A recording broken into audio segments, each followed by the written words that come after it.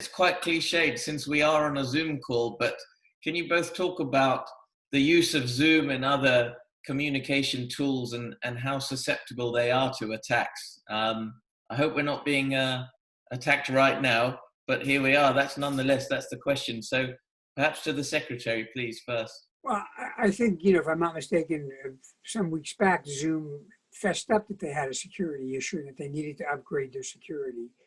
And I have to be honest and say, I assume that all these platforms are less than 100% secure.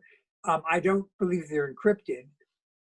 Now, if someone wants to, listen in on this conversation that we're having here, it's not going to really bother me.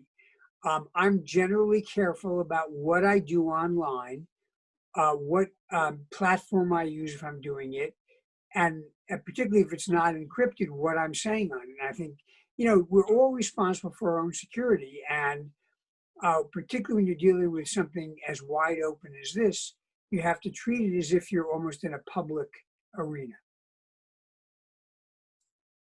Rocky, did you want to comment? Yeah, I mean, Secretary Chertoff hits the nail on the head. Listen, we're going to see lots of with this movement to distance relationships or distant contact, distant productivity, et cetera. We're going to see pretty compelling tools that aren't going to be perfect initially at launch, like Zoom. I mean, I had a lot of confidence, and I will,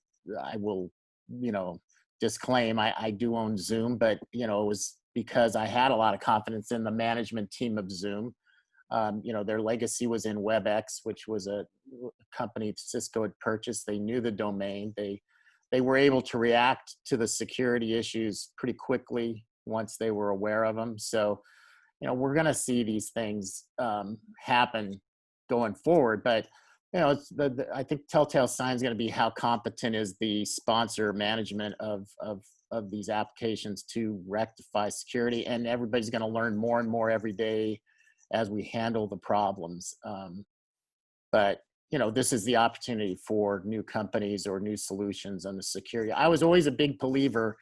Security is a fabric, not a device. So people need to realize your security threat comes in multiple forms. And I think Secretary also already alluded that, like identity, like digital assets, like, transmission, connectivity, whatever it is. I mean, there's just multiple fabrics of security risk that people and enterprises have to continue to get greater knowledge about and do something about. But there's not, we don't live in the world like we did 20 or 30 years ago, where if you just buy IBM, you're okay. In the security space, there's new threats, there's new solutions. I mean, it's so much changing, and there's not one provider who can give you the confidence you have impenetrable security or unvulnerable security.